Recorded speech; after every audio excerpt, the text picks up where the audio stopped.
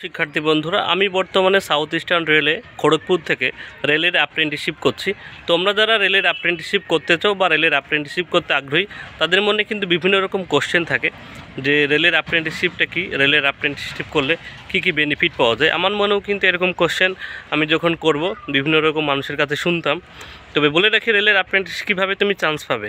প্রত্যেক ডিভিশনে কিন্তু প্রত্যেক বছর রেলের অ্যাপ্রেন্টিসশিপের ফর্ম বেরোয়, ঠিক আছে।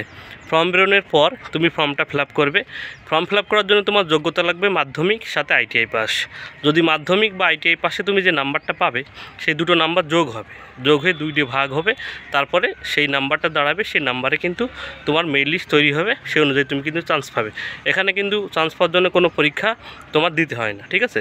ফর্ম কিন্তু সাউথ ইস্টার্ন রেলের কিছুদিন আগেই বেরিয়েছিল, ইস্টার্ন রেলের কিছুদিন আগেই বেরিয়েছিল। তার রেজাল্ট কিন্তু 1-2 মাসের মধ্যেই দিয়ে দেবে।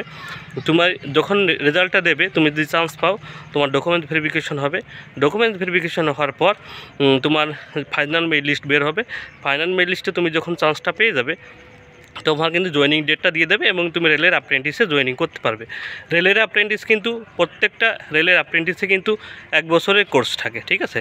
1 বছর পরে তোমার কিন্তু একটা সার্টিফিকেট দেবে, যে সার্টিফিকেটের মাধ্যমে রেলের ডি গ্রুপে যখন ফর্ম বেরোবে বা রেলের ডি গ্রুপে যখন লোক নেওয়া হবে, তখন কিন্তু 20% সিট রিজার্ভ থাকে। অর্থাৎ যদি 100টা সিট বেরোয়, তার মধ্যে 20টা সিট শুধুমাত্র অ্যাপ্রেন্টিসওয়ালা ছেলেমেয়েরাই ফর্ম ফিল আপ করতে পারবে সেই 20টা সিটে, এবং তারাই পরীক্ষা দেবে এবং তারাই কিন্তু সিলেকশনটা হবে।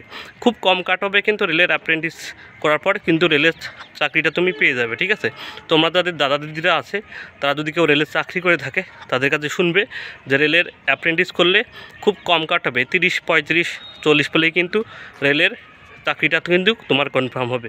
বর্তমান তোমরা দেখেছো রেলের চাকরিতে কী পরিমাণ কাট অফ যায়। অতএব রেলের অ্যাপ্রেন্টিসশিপ যদি তুমি করো, তাহলে খুব সহজেই কিন্তু, যেহেতু যদি তোমার স্বপ্ন থাকে রেলের চাকরি করা, সেটা তুমি কিন্তু পারবে, ঠিক আছে। এবার রেলের অ্যাপ্রেন্টিস করার অ্যাপ্রেন্টিস করার পর তোমাদের কি শুধুমাত্র বাড়ি বসে থাকলেই হবে? না, শুধুমাত্র বাড়ি বসে থাকতেই হবে না, তোমার কিন্তু পড়াশোনা করতে হবে। কারণ যে 20% সিট থাকবে, সেই সিটে কিন্তু যারা অ্যাপ্রেন্টিস করেছে তারাও পরীক্ষা দেবে। পরীক্ষা নিয়ে কিন্তু তোমার সিলেকশনটা করতে হবে। অতএব অ্যাপ্রেন্টিস করার পাশাপাশি তুমি কিন্তু পড়াশোনাটাও তোমাকে করতে হবে, কারণ অ্যাপ্রেন্টিস করলেই কিন্তু তুমি চাকরিটা পেয়ে যাবেন। যে 30-35 কাট অফ যায়, সেই নাম্বারটা তো তোমাকে পেতে হবে, ঠিক আছে। এবার অনেক চাকরি থাকে যেখানে কিন্তু 1 বছরের ট্রেডের কিন্তু এক্সপিরিয়েন্স লাগে ফর্ম ফিল আপ করার জন্য, যেমন আর্মিতে বা নেভিতে, ঠিক আছে, বা শিপ ওয়ার্ডে। সেই 1 বছরের যে এক্সপিরিয়েন্স লাগে, যে ট্রেডে তুমি আইটিআই করেছো, সেই ট্রেডে তোমার 1 বছরের যে অ্যাপ্রেন্টিস তুমি রেলে করলে, সেটা দেখে তুমি ফর্ম ফিল আপও করতে পারবে এবং সেই সব চাকরিটাও কিন্তু খুব সহজেই তুমি লুফে নিতে পারবে, ঠিক আছে।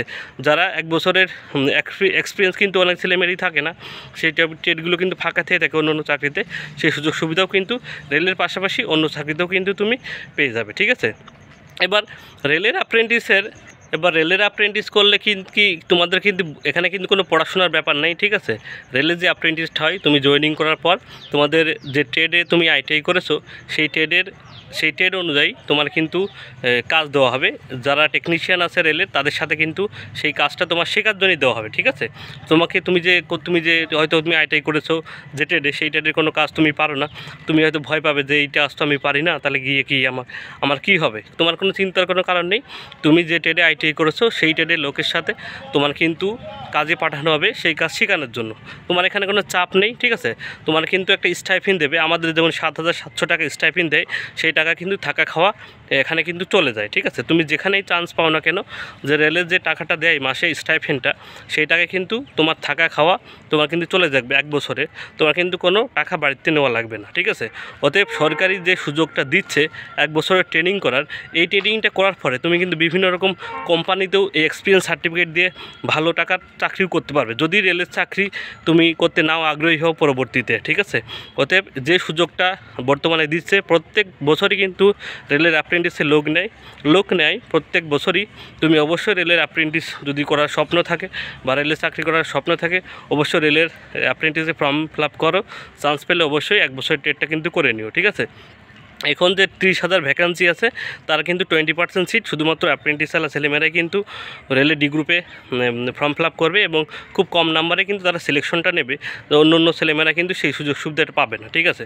অতএব তোমরা অবশ্যই রেলের 1 বছরের অ্যাপ্রেন্টিসটা যদি করার স্বপ্ন থাকে অবশ্যই ফর্ম ফিল আপ করো। আমি কিন্তু পরবর্তী ভিডিওতে আরও ইনফরমেশন দেবো রেলের অ্যাপ্রেন্টিস সম্পর্কে। আজকের ভিডিওতে এই পর্যন্ত ইনফরমেশন দিলাম। ভিডিওটি ভালো লাগলে অবশ্যই একটা লাইক কমেন্ট শেয়ার করো এবং চ্যানেলে নতুন হয়ে থাকলে অবশ্যই চ্যানেলকে সাবস্ক্রাইব করে রেখো এবং অ্যাপ্রেন্টিস সম্পর্কে বা চাকরির অন্যান্য আপডেট পেতে বা আমাদের রাজ্য সরকার প্রকল্পের অন্যান্য আপডেট পেতে অবশ্যই চ্যানেলকে সাবস্ক্রাইব করে রেখো। সবাইকে ধন্যবাদ।